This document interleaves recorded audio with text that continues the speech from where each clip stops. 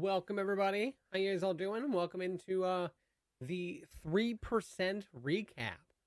So we did this back, we finished 1%, and I decided to postpone the 2%. So we're gonna do 1, 3, 5, 10, and then every 10% afterwards. We beat a lot of good games. We've had quite a bit of a month here in the RetroConquest. So starting it off with the first game of the 2% of the gap between 1 and 3% was Dragon Warriors. This was my first time playing the game. Never played it. It was super fun. So yeah, we beat it spoiler free. We didn't use save states or anything, and it was the first time beating it. I wish this would all show. Can I just go a little bit? This is kind of hard for you guys to see. That's okay. So yeah, so like I said, let's do this. I shrink that, then we can see it all. Okay. So I'm completely new to this series, and I have to say I had a blast. There was a few things I disliked. The main issue was the battle music. Yeah, the battle music was super annoying. After about 2 hours of like the alarm clock noise, I was done. I enjoyed the story and the progression system of the game that the game had, but some of the final bosses were insanely difficult to beat. It felt more of a fight getting to the final boss than actually fighting him. If something late game put you to sleep, you were dead. Couldn't run through it, and it would 2 or 3 shot you. But yeah, other than that, the game was fun. I enjoyed how like it forced you to grind your levels out, and that was like one of the progression systems. It was fun. Up next, game 18 was Super Bomber Boy. Jesus. This also was spoiler free and first time completion.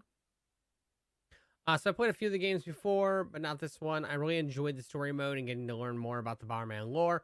It was really cool to do a robot battle like in Mega Man, but against other Bombermen.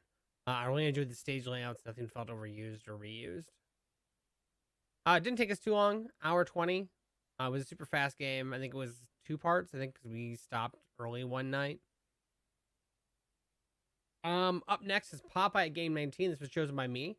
The raffle was cooled down and there was nobody in the chat that was able to pick. So we just picked a generic high score game and gave it a challenge. It was 20 minutes. Like I said, this game was a great port of the arcade and Atari version. It played really well for a port as well. The game was simple. It only had 3 stages and then it looped. Music was great and the controls felt great. I had no issues with the game. I did play this as a kid. I think I played the Atari version, but never the NES. At game 20, we had American Gladiators on the Super Nintendo, picked by Sharpie. This was a fun game. It didn't take us too long. I remember struggling like the first time we played, and after that, it was super easy. Not bad. I was honestly upset that there were multiple games where you only played one side. Yeah, it's like the human cannonball mode or the gauntlet in the beginning. You only got to play the one side. You never got to do the defense side of that. And I felt it was kind of lackluster. Overall, the games were simple, but had a lot of mechanics themselves. I enjoyed playing the game itself, but the final obstacle course was my favorite. Yeah, the big like sprint track was a ton of fun, and like getting to pick a column and hoping that you didn't run into one of the gladiators. First time beating. I'd never played it before, so this is kind of cool. Up next, our very first 10 rank in the entire series. I'm gonna butcher the name, but I think it's a Kabuku, Quantum Fighter. This game was amazing. It was like a mix of Mega Man and Castlevania. It was a ton of fun. I did not see this game being this good. So what an amazing game. I've never heard of this game before today, and I have to say I'm shocked. I love platformers. This was awesome. It had a Ninja Gaiden feel, but was also polished. The boss fights were all unique, and the stages were fun. I'll be playing this again real soon. Beat it on my first run, last credit. Yeah, so we one-shotted this game. We had to use both continues, or 3 continues, sorry. No, it was only 2. Yeah, it was 2, because we died at stage 4, and then we died at the final boss, which made us redo this second to last stage. Really great game. The music was good. The controls were great. I loved how like every boss had a weapon upgrade that you got. That was a lot of fun. Next at 22 was Super Mario Kart. We just did this on medium difficulty, 100cc. We had to win all 4 Grand Prix. I had played this as a kid, but I never like traveled through to like beat it. I just played it. Let's see. So here we got such a classic game. I remember playing this as a kid against my friends. We played the 64 version more, but this is what started the love of racing games for me. The special course was difficult, only because Yoshi cheated constantly. He was always throwing eggs at me, even without a power-up. So Yoshi in this one was constantly throwing eggs like bananas, even though he didn't have a power-up. And it made it a bitch in the star course to actually get across to him. But 2 hours, not too bad. Let's see. Next, Super Star Wars, Game 23. Pretty straightforward. It was surprisingly good. I enjoyed the game. I never played it before. I haven't played any of the Super Star Wars games. So the game was surprisingly very good. It started out really bad, and there was a ton of issues with bosses and mechanics. But the game itself was fun to play. Even when I was losing, I was still enjoying the game. The only major issue was a boss fight in the middle of the game that would one-shot you and burn your lives. Once we found some cheese, it wasn't a problem. Got super lucky and finished the final stage of my first try. Game 24 was Super Bomberman 2. Picked by the same So-So. Picked the first one a while back. This sequel was really good. I enjoyed the new boss fights, but I was sad to see that some of the mechanics that made one great were removed. Thankfully, they kept the ability to kick and throw the bombs. The final boss fight was tough, but we managed to get through it. Those have always been a great party game to me. I've never really been interested in solo, but this one was a blast. Never played either one. I liked the concept. The story behind this one was a lot more fun than the first one. As like each world had its designed bomber to fight. I thought that was kind of cool rather than just chasing a villain around. Game 25, Double Dare, winning game against the computer. So chat made us do the hardest difficulty, and my 80s lore and knowledge is not great. So we struggled a little bit here, but this was a blast from the past. I remember growing up watching this show, wishing I could be on it. Chat just said that we needed to play against the max difficulty, and it was tough. They auto-won every mini-game, so we had to rely on my ability to answer trivia questions, which is why this simple game took an hour. We finally got lucky with them missing a few and won the final finale. So the mini games, when they started out to see like who got to go first and who got some money, they instantly completed them. Like instantly. Like to throw 3 pies in the clown's mouth. It was like bam, bam, bam, they were done before I even threw 2. But their trivia questions, they weren't always the brightest on, so it gave us the advantage there. MC Kids retrieved Ronald McDonald's bag. Great game. Played as a kid. Loved it. We struggled hard on this one because we couldn't find the last card I missed. Turned out it was hidden in a stage that we'd already passed, and I just completely forgot to look at it. MC is a classic platformer. I remember playing this back in the day.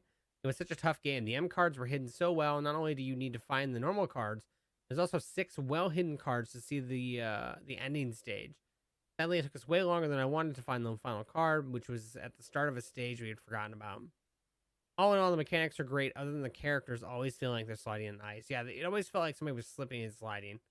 But all in all, it was a good platformer. It's a good like opening platforming for people that aren't big into platform games.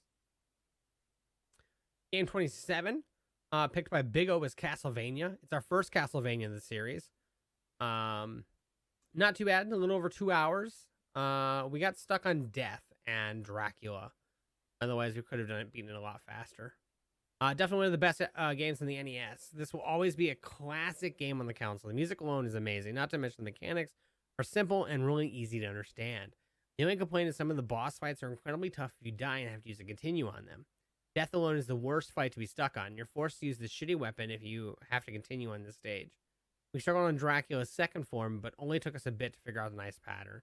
Once we figured out the pattern of like throwing holy water, hitting him a few times, backing up, holy water, backing up, and then running under him as you throw the holy water down, so he has like invincibility frames, and then allows you to pass through. That was our trick there. Game 28 was Solstice, but got skipped within 37 minutes, so we'll be revisiting that when it comes back. Actual Game 28 was Stinger. This is a pretty unique shooter. I never played it before. This was tough because I didn't understand the concept of powering up in this game, of having to like juggle a ball or a bell. I juggled one for quite a while and then nothing changed. And so I said, fucking just grab the bell. But yeah, so this was an interesting shoot 'em up. Usually not a fan of these games, but I had fun with this one. At different stages, which made the game fun. It was a horizontal and vertical shooter depending on which stage you were on. I didn't understand how to get the power-ups correctly. Chad explained after the game that you have to juggle the bells for a very long time to get different power-ups. So I've seen people play, I can't remember what the Japanese version of this is called. Twin B, I think is what it's called. And like they juggle the bells like 3 times and it's there. Like they have a new power-up. But for some reason in the NES version, it's like 30. Let's see here. Game 29, we had Packy and Marlin. This was unique. This was a game about diabetes and elephants being left at camp.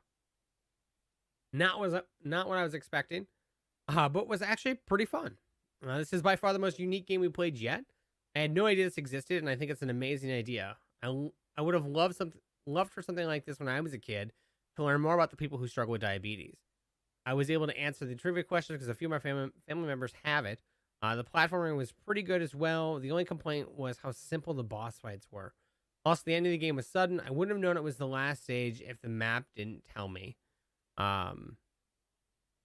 Yeah, so you actually get to like, there was a insulin setting in the options that allowed you to change your insulin intake so it matched what yours would be in real life. So like if you had to take insulin twice a day or 4 times a day, you could change that to kind of map the game to be more centered around yourself or somebody you knew, so you could learn more about like how they reacted. Athletic World Game 30 finished the 5 events. This was our first Power Pad game. We wiped out. Actually wiped out. I took a fall. The Power Pad does not sit well on the carpet down here, but it took about 15 minutes to finish. We placed 10th out of 10, and we called it good. I thought I was going to die playing this game, not from just wiping out on the map, but from me being incredibly out of shape. Luckily, there isn't much to this game. The game loops after you play all 5 events. You don't need to win them. You just need to get points for winning. You only get points for winning. It only affects your rank. You get the same congrats screen for 10th as you do for first. In order to get first, you have to beat each event in X amount of seconds with no mess-ups. AI in all of this was a great idea just because the pads designed the game. The games are overly difficult to play. Yeah, so 2 of the stages required, like the hill incline stage was so incredibly hard that even when I was just like patting the ground, I was still struggling to get through. Let's see, 31, we had the Adventures of Tom Sawyer, a fun little platformer. We'd played it before. It's not overly difficult. It's got a very forgiving continue system. I had beaten this one the last time we did the RetroConquest, which is why no boxes are checked. Let's see. Classic Tom Sawyer adventures were had, just like the book. This game was nothing like the book, but was a ton of fun. The platforming was great, and the continues are very generous. The major issue came in the last 2 stages. There were a few boss fights that were completely random and served no purpose other than to kill you. The last stage had no checkpoints, and the second to last fight had a pixel-perfect jump. I think we spent more time on that jump than anything else in the game. That is true. Making the jump after fighting the Firebirds it felt like I was there for an hour. It was a pain in the butt. Act Racer is game 32. This was amazing. I had never played this game before. I have seen it. I have heard people talk about it. It had a remaster. It looks great. It was hands down one of the best NES games we played on the console yet. This is my first time playing the game, and I can't believe I waited this long. This is a hidden gem on the NES for sure. It had some amazing platforming stages along with great building sim. I really enjoyed the story and discovering all the hidden items in the game. We didn't hit max level because I think we did poorly in the first stage and lost too many people. The final stage was a boss rush that was a lot of fun. Always fun going back through the older bosses with maxed magic and new powers. I gave it a 9. My only complaint was not being able to hit max level because we did so poorly. Like, we discovered everything. We built every road. We found all the magic. We did everything, but we could not get to that last level. We were like 200 experience away. And in our first town, we lost a lot of people. And I think that hindered us. Up next is The Legend of Zelda, the next 10 rating in the RetroConquest. It might be like my second favorite NES game of all time. It's that good. I love this game so much. We only did Quest 1. I did Quest 2 last time we did the Conquest, and it just was not a lot of fun, so we decided to not do it. I figured maybe we'll do it for like an extra life thing, maybe, going down the road. We'll see. Legend of Zelda is one of the best NES games ever. It's such a classic. The music, the mechanics, the boss fights, the whole 9 yards. This game is flawless to me. It's sad that I struggled to remember where Dungeon 2 was, but we did a really good job at remembering all the hidden locations of hearts and items.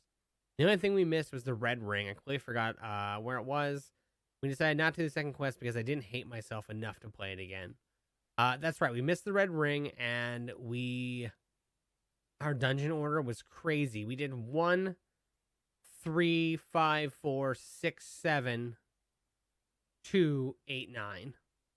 And I think we had max hearts, or we were close to having max hearts at 7. Yeah, I think we'd been missing 2 or 3 at 7 at that point. No, we've been missing 4. But we ended up having like the red sword, or the top sword, third sword, whatever you want to call it, in Dungeon 6, and it made fast work of that area. Up next, we got Bionic Commando. Fantastic NES game, really cool. One of the few games that are, one of the games that it was censored in the US and removed the H word out of it.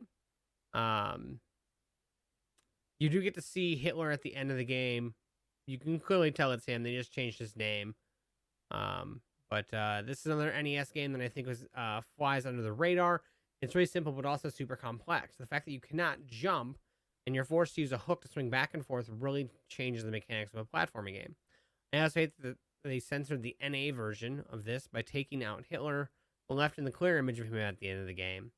Yeah, the pixel perfect like rocket shot at the end it just opens, like, shows you how difficult some of the NES games were back in the day.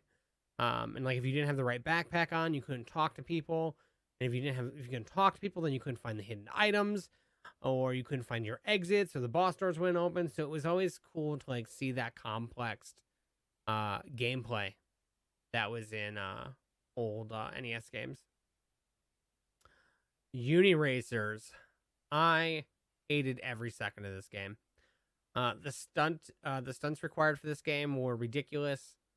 The secret track was god awful and just borderline cheating. Like, I mean, they just openly cheated with the final races. But I said this is a very weird game on the Super Nintendo. Not only did we lose a ton of progress because the game only saves if you complete a medal, but the way it makes you do the same race 3 times to get a gold was terrible. The final tour was basically Mario Kart, but you weren't allowed any powers. The final racer cheats and isn't afraid to show it. Not only can he reverse your controls, but he can make the whole course disappear. I'm glad to have this game behind us. Yeah, so I forgot about that. We lost a bunch of progress because we couldn't. It took us a little while to understand the stunt tracks, and so I had won everything except for the stunt tracks in the first 4 courses on gold, and then when we came back the next night to play it again, all that progress was gone, and so it only saved once you got a medal. So we had to redo all of those. We lost probably a good like 2 hours worth of progress. Our second Star Wars game and our first one of the series. This game was complete hot garbage. It did not live up to the hype of the original. They added a password system to basically increase the difficulty and cheapness of the game. There was a few stages that were just flat out stupid and required you to basically play to understand anything. And even if then, just wanted to kill you for the sake of killing you. The final Vader fight was hilarious. He looked like fucking Superman flying around. Thank God we found some cheese and we were able to knock him out pretty quickly. My comment for this one was, hated this game. I was so excited for this because the first one was weirdly good. I enjoyed the concept, but this game cranked the difficulty for the sake of adding passwords. I felt that most of the stages were designed to have cheap tricks or enemies that would just freeze and kill you, or make you miss your jump to die instantly. The Vader fight was terrible. He acted like he was a super fancy sword fighter and flew around like Superman. Yeah, so I forgot about the weird ice creatures that would freeze you, and then you just like slide to your death, or they would just constantly attack you while you couldn't move. Not fun. Up next, at game 37, we have Double Dragon 4: The Shadow Falls. So fun fact, the first time we played this, we got our butts kicked. But shortly after that, the second round, we ended up beating the game. And now we hold 2 world records in it. We hold the world record for the highest score in normal, and we have the highest score for pro difficulty, which is the highest difficulty in the game. I did give it a very low rating because it tries to be a complex combo fighter like Street Fighters or Mortal Kombat, but it does not deliver. A lot of the moves are really tough and don't do any damage whatsoever. So this game started out really terrible. It felt like 90% of my attacks were blocked. It was like fighting your little cousin in a fighting game where he blocked constantly and would just uppercut you when you got close. I found a few moves that made the game a piece of cake. That was the other thing. The enemy blocked almost every goddamn time you fought. Like, you would have to like jump and attack, or like jump and back and move and attack to even get remotely doing any kind of damage. Game 38, our next RPG of the series, and another fantastic game. I'm actually going to fix this rating because that deserves a little higher. Chrono Trigger. This is our second time playing it in a year. Really good game. Highly underrated on the Super Nintendo. If you're a fan of Final Fantasy and stuff like that, this is a must play. So this is one of those must play RPGs in the SNES. The story is really exciting, and I felt that each character was unique. It was a fun time. Oh, sorry. It was a fun traveling through. It was fun traveling through time, solving puzzles, completing side quests. I'm like trying to read ahead, and I'm failing. Along with earning all the best armor and weapons, there was a few over helpful chatters that provided a bit of insight, but nothing that ruined the game or gave stuff away, like weaknesses or whatnot. They said that after I beat the bosses. The OST in this game is amazing. I really enjoyed it. Yeah, so we had a few chatters that came around and was like giving hints and tips. We had to warn them a few times. But luckily the hints they were giving were like, you should have done this to the boss, or water is this person's weakness. Things like that had happened after the fact. Nothing that like ruined anything. Let's see, up next, 39. We're getting close, chat. We got a couple more to go through here. Bubble Bobble Part 2, Game 39. Beat 80 levels and defeat the Red Skull Brothers. This was fun. This is much better than the original. The first Bubble Bobble had some really terrible controls and mechanics, but was very forgiving with the continue system. This game was the opposite. I said that this game was really good. I enjoyed that they fixed a ton of the issues I had with the first one, all while not changing the core game itself. The continues really increased the difficulty, and there was an actual ending for solo players. The stages were unique, and I didn't feel like they reused any stages or bosses. So in the first one, you just got to continue from the level that you last beat. This one had 5 continues, and it was game over. So you had to beat all 80 levels, 81, sorry, technically, before you actually completed the game. You could find continues. They were pretty generous with free guys. But there was a lot of bullshit levels between 60 and 80 that were just flat out meant to eat your lives and destroy your continues. Let's see here. Super Baseball 2020. Oh, man. What to say about this game? It was an okay baseball game. Nothing out of the ordinary. They took a unique twist on like having humans and robots in the league. That was interesting. I wasn't a huge fan of it, especially when the fact that you had to win money and fix your robots. But in order to win money, you had to do good. But if you didn't do good, you didn't get money, which means you couldn't fix your players. It took wear and tear over time. It was a weird give and take system. But what to say about Super Baseball 2020 other than it was an alright sports title? It was unique and was a fun take on baseball, but it lacked anything super cool. The money system was fun for a little while until my team was super tired and I had no way to revive or fix anyone. I'm glad it's over. We one-shotted the World Series. It gave you like a continue 2 games back, so we had to be careful to make sure we won. The final team walked like 8 home runs for me. They kept hitting people when I had the bases loaded, and so we just kept walking people in. I think we won like 16-3. Up next, Game 41, Cool Spot. This was a video game based on the 7-Up character. Yes, 7-Up as in the soda company. It was a lot of fun. It was a cool little platformer, nothing out of the ordinary. I said this was a really fun platforming game. I wasn't expecting this to be as good as it was, being that it was an ad for Uncola the entire time and had great mechanics. Plus, the bonus stages were fun. It felt like a collectible platformer. It was more polished than most games released at the time, which was true. A lot of the time, the games released back then were just a hot pile of garbage, and the fact that they took the time for to police to put out a really well polished platformer was pretty cool. Let's see here. Game 42. Spot the video game. So chat kept with the spot theme and did the second and only other game to feature Spot, which was basically an Othello clone. It was a lot of fun. Didn't take us too long. We played 4 games, won 2 of them. We just kind of did it as a like beat the computer type system.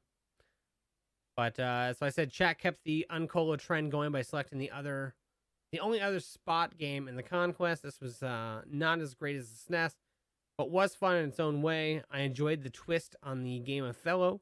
It was fun to change up the map and playing against the CPU, but I could see this being a great party game for 4 players. But yeah, so that is the last game of our 3% recap. Mega Man 2 officially starts 3 to 5, so we'll touch that game later. But between game 17 and 42 is our 3%. Not bad. I'm looking forward to see what else is coming down the line.